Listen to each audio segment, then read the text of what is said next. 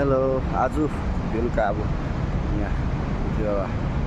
यहाँ चुङथाङमा चाहिँ हाम्रो यो खोला निकै नै बढेको छ। हिजोभन्दा अलिक ज्यादै बढेर चाहिँ आज ज्यादै बढेको छ र जति पनि अब यहाँ मेरो भिडियो हेर्नु हुँदैछ र कोही चिनाजाना छ रम्फू सिङताममा अब कोही चिनाजाना छ भने अलिक एलर्टमा एकदम एलर्टमा बस्दिनु आज राति। अब किनभने अहिले हिजोभन्दा ज्यादा पानी खोला बढेको छ। तपाईँलाई अब म अहिले चाहिँ रातिको भ्यूले गर्दाखेरि चाहिँ खोला देखाउन सकिएन र यो जस्ट एउटा इन्फर्मेसन कि अलिकति तपाईँहरू सबै सेफली बसिदिने र अलिकति खोलाको बगरतिर कोही छ भने अलिक सेफ ठाउँमै आज चाहिँ बस्दिने।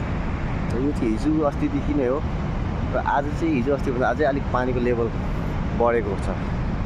यो चाहिँ अब खोइ अब तपाईँलाई म बेलुका राति पऱ्यो देखाउनु सकिनँ र तपाईँले काइन्डली कोही चिनाजाना छ रम्फू सिङतामतिर कोही चिनाजाना छ भने चाहिँ अलिकति तपाईँले काइन्डली इन्फर्म गरेर फोन गरेर काइन्डली भनिदिनुहोस् होला। अब यो पानीको लेभल बेसी बढ्यो र भरै बाइचान्स यहाँ अब लाइट जान्छ नेटवर्क जान्छ र चाहिँ मैले अहिले नै भिडियो अपलोड गरिदिएको र तपाईँहरूले काइन्डली कोही चिनाजाना छ रम्फू सिङताममा छ भने चाहिँ अब अलिक एलर्टै बस्दिनुहोस् आज चाहिँ एलर्टै। किनभने हिजोको भन्दा आज धेरै पानी परेको छ। तपाईँले अब साउन्ड त सुन्नु हुँदै होला।